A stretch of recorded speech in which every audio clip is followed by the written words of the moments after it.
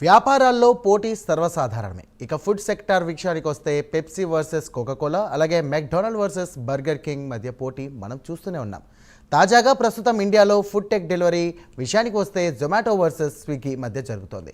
ఇక రెండు కంపెనీలు ఒకే కస్టమర్స్కు గాలం వేస్తున్నాయి. వారి మార్కెటింగ్ స్ట్రాటజీతో పాటు కొత్తగా చేసి లాంచ్ మీడియాలో పెద్ద ఎత్తున హల్చల్ చేస్తుంటాయి. అలాంటిది ఈ రెండు కంపెనీలు స్టాక్ మార్కెట్లు కూడా తమ సత్తాను చాటనున్నాయి. ఇక ప్రత్యేక కథనంలో ఈ రెండు కంపెనీలకు సంబంధించినటువంటి మరింత సమాచారాన్ని తెలుసుకుందాం.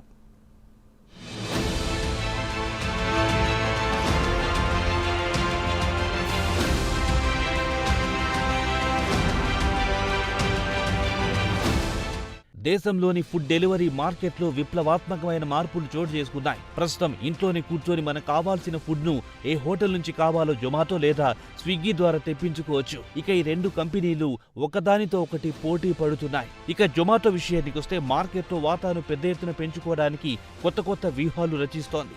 ఆర్డర్లు వీలంత త్వరగా కస్టమర్లకు అందించడంతో పాటు కొత్త కంపెనీలను టేక్ ఓవర్ చేసుకోవడం, మార్కెటింగ్ ను మరింత అగ్రెసివ్ గా చేయాలని నిర్ణయించింది. దీంతో పాటు కొత్త కస్టమర్లను ఆకర్షించడమే తమ లక్ష్యంగా పెట్టుకుంది జొమాటో. దీనికి వ్యతిరేకంగా స్విగ్గీ కూడా ఇన్నోవేటివ్ పై ఫోకస్ పెడుతోంది. కస్టమర్ సర్వీస్ ను మరింత మెరుగుపరచాలని కాన్సెప్ట్ తో మార్కెట్లో దూసుకుపోవాలనుకుంటోంది. ఇది మార్కెట్లో జొమాటో తర్వాత 2 ఏళ్లకు స్విగ్గీ ఎంటర్ అయ్యింది.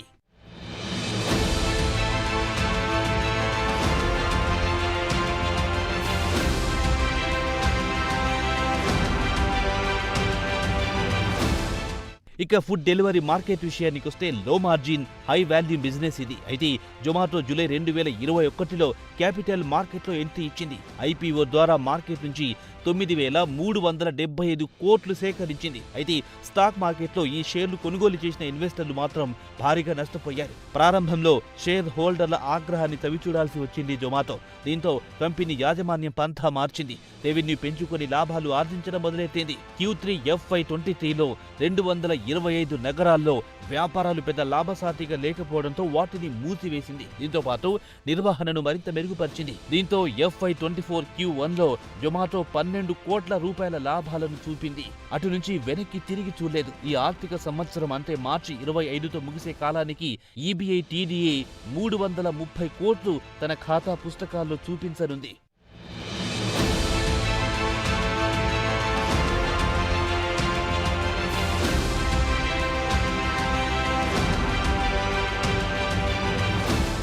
ఇక జొమాటో స్టాక్ మార్కెట్లో ఎంట్రీ ఇచ్చిన 3 సంవత్సరాల తర్వాత స్విగ్గీ కూడా స్టాక్ మార్కెట్లో ఎంట్రీ ఇచ్చింది. అయితే స్టాక్ మార్కెట్లో జొమాటోకు ఎలాంటి చేదు అనుభవం ఎదురయ్యిందో అదే అనుభవం స్విగ్గీ కూడా చవిచూడాల్సి వచ్చింది. జొమాటో నవంబర్ 2021లో స్టాక్ మార్కెట్లో కోట్ అయ్యింది. కోట్ అయిన రోజే 70% క్షీణించింది. అదే అనుభవం స్విగ్గీ కూడా ఎదుర్కొంది. స్టాక్ మార్కెట్లో కోటైన రోజు 40% క్షీణించింది. జొమాటో మాదిరిగానే స్విగ్గీ ఇప్పుడు కష్టాలు పడుతోంది. ఈ డిసెంబర్ చివరి నాటికి కంపెనీని లాభాల బాటలో తీసుకురావాలని గట్టి పట్టుదలతో ఉంది. భారీ బడ్జెట్తో మార్కెటింగ్ ను పెంచి వ్యాపారాన్ని లాభాల్లోకి తేవాలని చూస్తోంది స్విగ్గీ. ఈ ఏడాది జనవరి 21న స్విగ్గీ షేర్ 8% క్షీణిస్తే జొమాటో NSEలో 10.5% క్షీణించింది. దీనికి కారణం Q3లో ఫుడ్ డెలివరీ వ్యాపారం కాస్త మందగించడమే.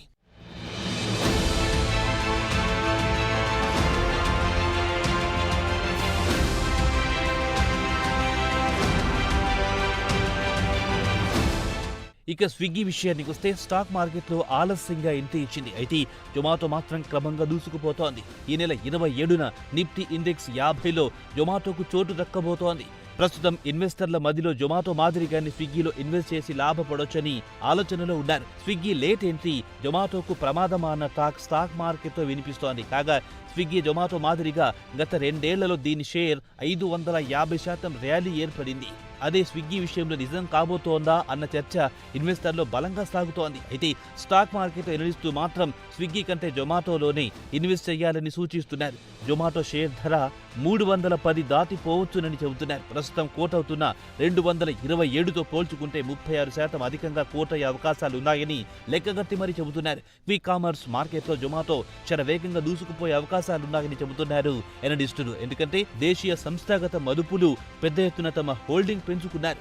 FIIలు 2022లో 3.05% నుంచి ప్రస్తుతం 10.4%కి పెంచుకుంటే అదే DIIలు 15.3% నుంచి 55%కి తమ వాటాలు పెంచుకున్నాయి.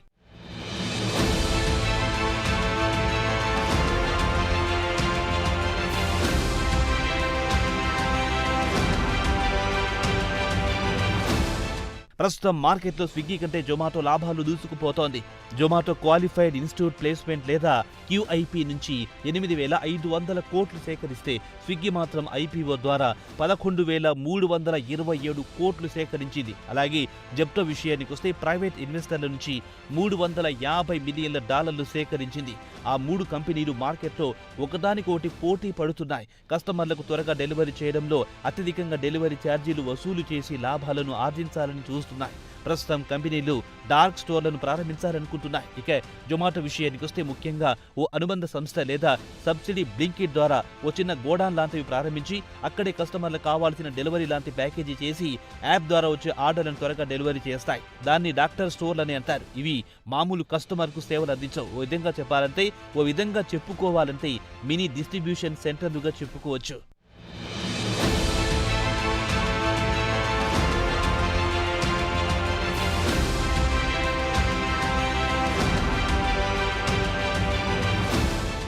ఇక ఇండియాలో కామర్స్ మార్కెట్ ఇంకా ప్రారంభ దశలోనే ఉంది. అయితే గత 6 నెలల నుంచి చూస్తే ఈ రంగంలో పోటీ క్రమంగా పెరుగుతోంది. ప్రస్తుతం మార్కెట్లో ఉన్న ప్లేయర్స్ అంటే జొమాటో, స్విగ్గీతో పాటు ఇతర చోటా మోటా కంపెనీల వద్ద పెద్ద మొత్తంలో మూలధనం ఉంది. వీరంతా డార్క్ స్టోర్లతో పాటు మార్కెటింగ్ను యుద్ధ ప్రాతిపదికన పెంచాలనే ఆలోచనలో ఉన్నాయి. ఇక జొమాటో కానీ స్విగ్గీ కానీ పెద్ద ఎత్తున వాల్యూమ్స్ పెంచుకుని అదే సమయంలో ఫుడ్ డెలివరీ ఛార్జీలను పెంచుకుంటే క్రమంగా లాభాల్లోకి వస్తాయని మార్కెట్ నిపుణులు అంచనా సూచిస్తున్నారు.